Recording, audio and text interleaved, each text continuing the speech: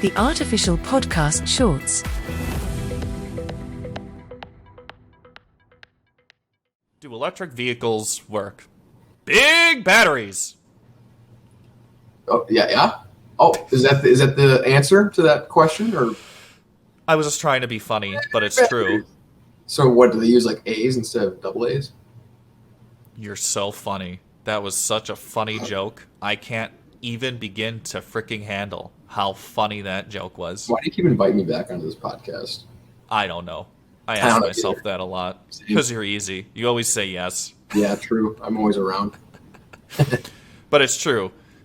Electric vehicles work with really, really, really big batteries, or very big batteries are what powers electric vehicles. So I'm also going to pull up this diagram pretty quick because I think it does a really good job at putting into perspective electric vehicles.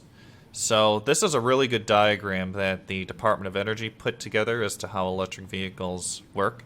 But I'll run through it while we have the diagram up on the screen. So AEVs, or all-electric vehicles, I forgot there's a couple more acronyms in there. So all-electric vehicles use electricity stored in lithium-ion batteries as their main source of fuel, right?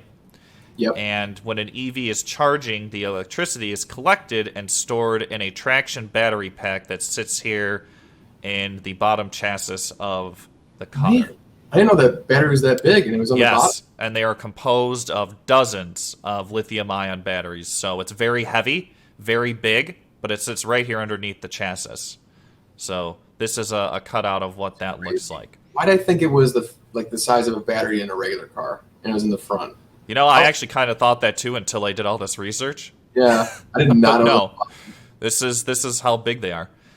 And I guess imagine, I guess that's where the gas tank sits in a normal car, right? yeah, Somewhere relatively around there.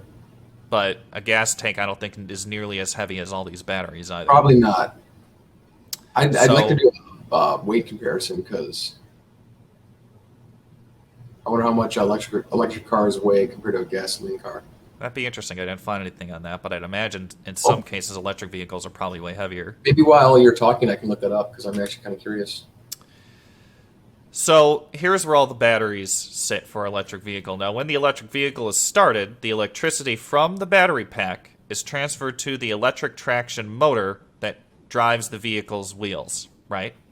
And the electric traction motor then funnels the electric energy to the vehicle's electric transmission, which creates instant torque with the wheels because compared to gasoline, much more of the energy from the stored electricity can be immediately transferred to the wheels versus having to go through a process of energy transference where the energy from burning gasoline is lost in that process. And it takes a while, of course, for that energy to be transferred to the wheels in a gasoline-powered vehicle for it to start moving versus an electric vehicle, it's instant torque. And that is why when you compare an electric vehicle to a gasoline-powered vehicle, say both were at a dead stop, the electric vehicle will always outperform the gasoline vehicle because there is no hesitation. It is just, boom, go. Which I think is pretty interesting. Mm-hmm. Another interesting part of this, electric vehicles convert over 77% of the electric energy from the power grid to power the wheels. So out of the electricity that is used from the grid to charge the vehicle, 70% of that is used to actually power the wheels.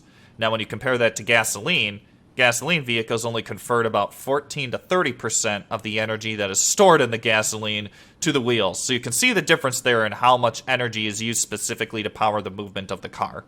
Yeah.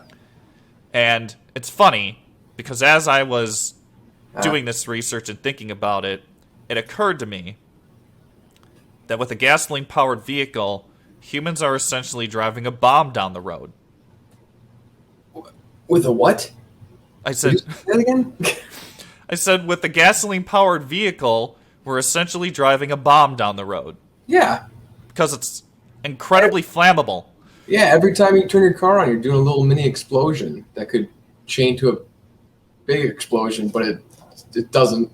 Right? But think about that. Like, we're comfortable with the fact that we get into a thing that is essentially a bomb Yeah, it can blow up and kill every you. day. Yeah, every day. Whereas an electric vehicle, you don't really have to worry about that. I guess there's something to be said about lithium-ion batteries. They have Android phones in their pockets. Shut up, Brett. That's what I'm saying, though. Like, I guess to me, it's different than an electric vehicle, though, because it's not a liquid burnable fuel that's creating fire within a contained space. Yeah. An electric vehicle doesn't do that. Correct. Which, Yep, you're basically driving a bomb. yeah. I looked up the weight difference. A lot of articles were saying like 300 to 500 pound difference. So I thought it'd be more. That's not too much. Well, I guess it also depends on the type of vehicle. Like, Yeah, the that's why I said comparison from a that's why I car said versus a truck. 500. Well, yeah. But yeah, so that's how electric vehicles work, which I think is pretty cool. Hey there, artificial podcasters. Nick Myers here just to say don't forget to smash the subscribe button to stay up to date with all of our latest episodes and new content. You can also listen to full episodes of the Artificial Podcast on Apple Podcasts, Spotify, Stitcher, Google Podcasts, and Anchor.fm. If you or someone you know is interested in being a guest on the show, visit us on the web at www.theartificialpodcast.com. Thanks for watching, and see you soon.